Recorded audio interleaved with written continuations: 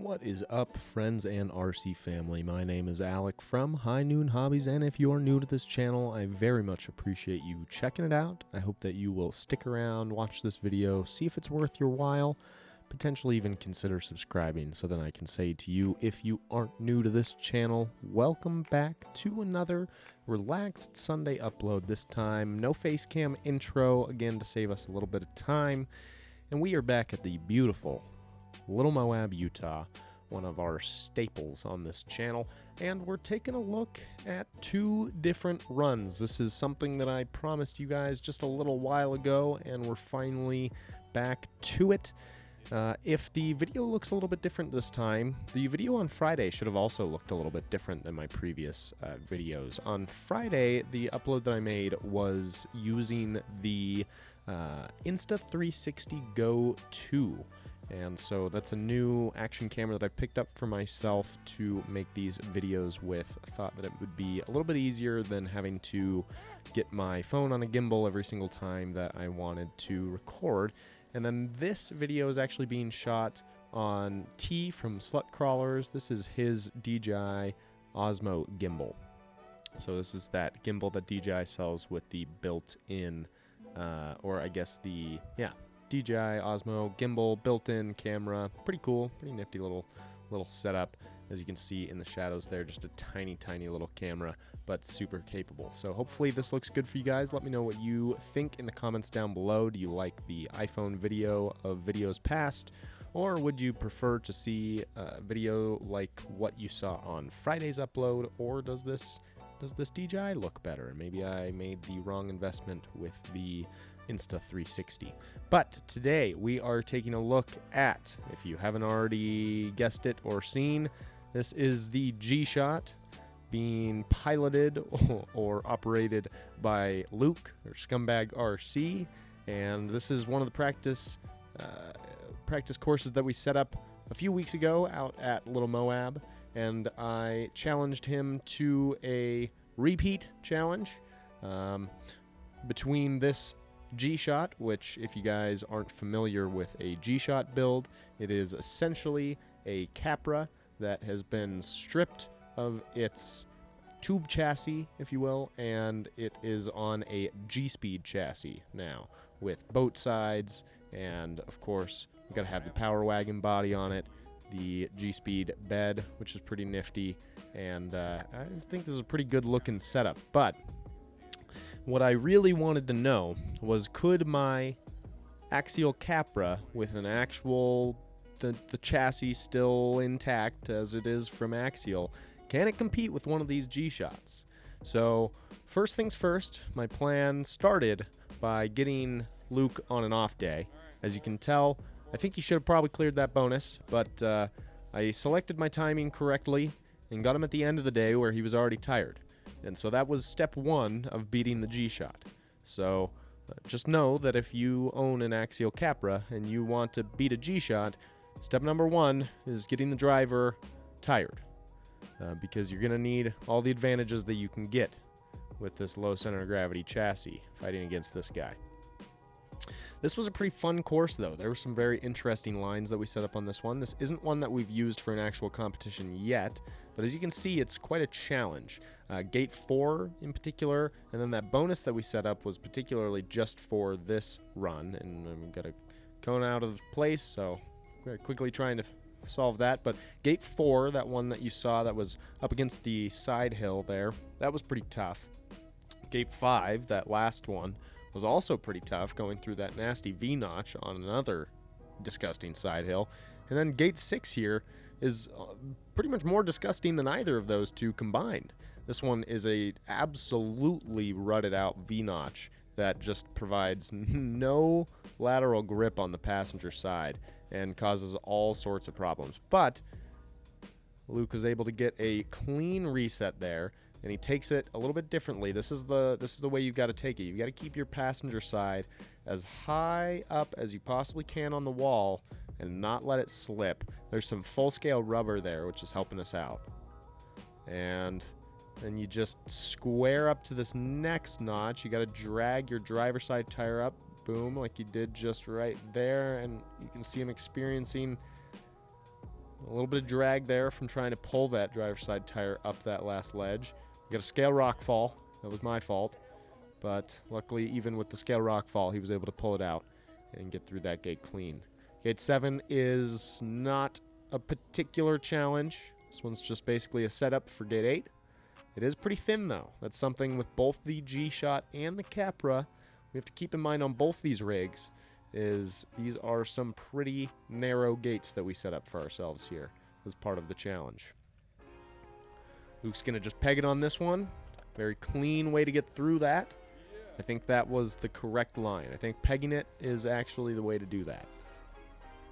One thing to consider with this G-Shot versus the Capra that you see standing right there next to me is the G-Shot is on TGH wheels, I believe, that really suck in the track width pretty well. So these comp wheels are meant to allow you to run Capra axles and yet get just a little bit more clearance on your width when you're trying to get through these gates. So that could play to his benefit.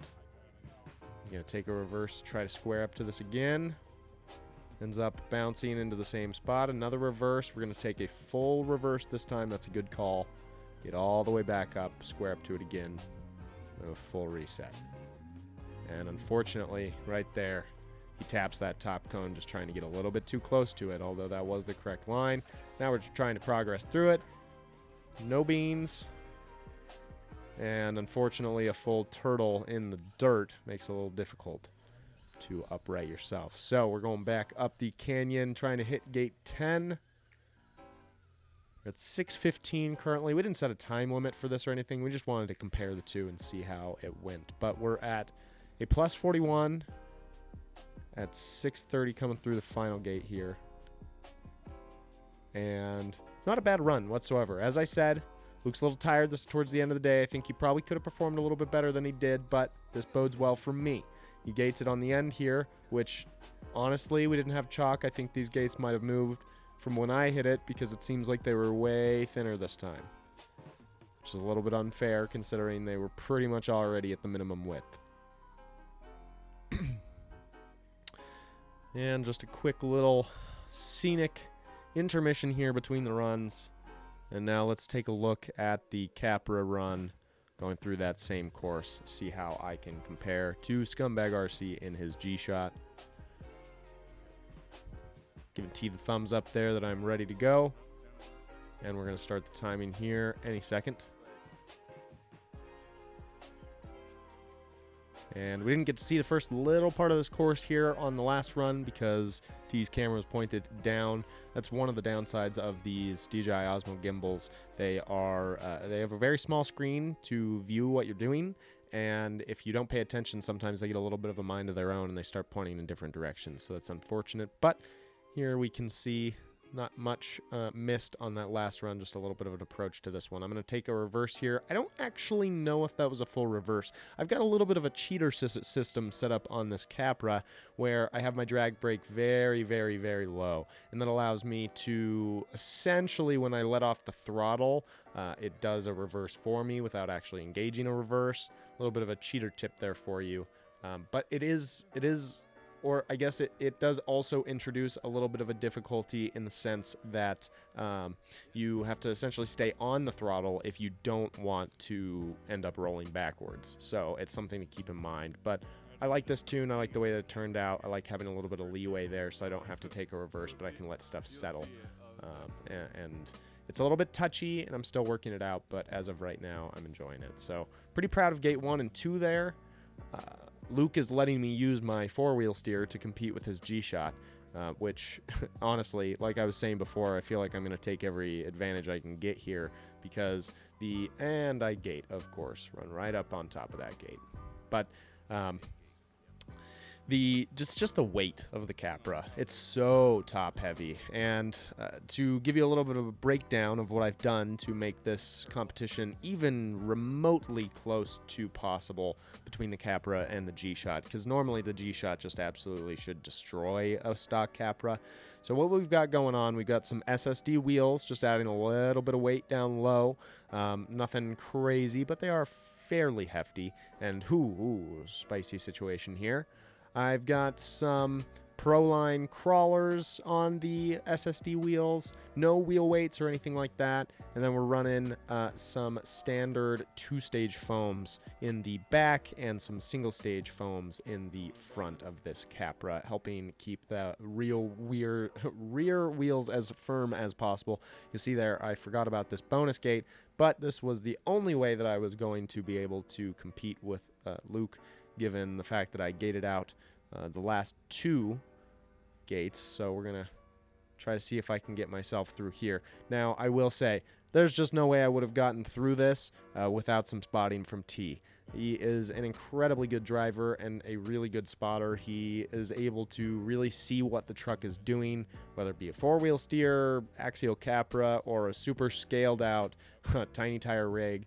T just knows how to manipulate a truck to make it work. So with his spotting, I was able to get that bonus gate, and of course then I flip. So one big problem I've seen with this Capra so far, a lot of suspension droop, and that articulation when it happens at the wrong time can just send you topsy-turvy. So that is something that I still have to figure out how I'm going to deal with. But to get back to it, I've got, let's see, so I said Proline, I got the dual stage in the back, yep. Stock axial shocks on this, the shocks that come with it. The only thing I've done there is remove the retaining hat on the bottom of the shock, which drops the suspension just a little bit, drops the body onto the axles just a little bit more. I have a, let's see, a Savox servo up front. That's purely because I burned out the Spectrum servo that comes in the front. I'm still running the Spectrum servo in the back, and I haven't had any problems with that yet. Still running the stock motor, which is mounted on a custom 3D printed flat skid that I did. Printed that out of ABS. It took me a few different tries to get it to where I wanted it and to actually get it to print successfully, but I'm pretty happy with how it turned out. The only downside to it right now is that I haven't built a dig mount for it yet, a dig servo mount for it yet. So while I do have my dig servo in here, if I try to engage it right now, like this would be a great time to be using dig through this gate, if I were to try to engage it, it would probably just rip itself out of the flat skid that I printed. So, of course, I'm going to take the gate there, and every time I flip over, there it is again. And I could sit here and fight this for a while and try to see if I get this turtle uprighted without touching it, but I don't want to potentially throw out that dig servo into neutral or into lock dig and then not be able to get it back. So I am taking it a little bit gentle on this rig because of that flat skid, because of the dig servo issue right now.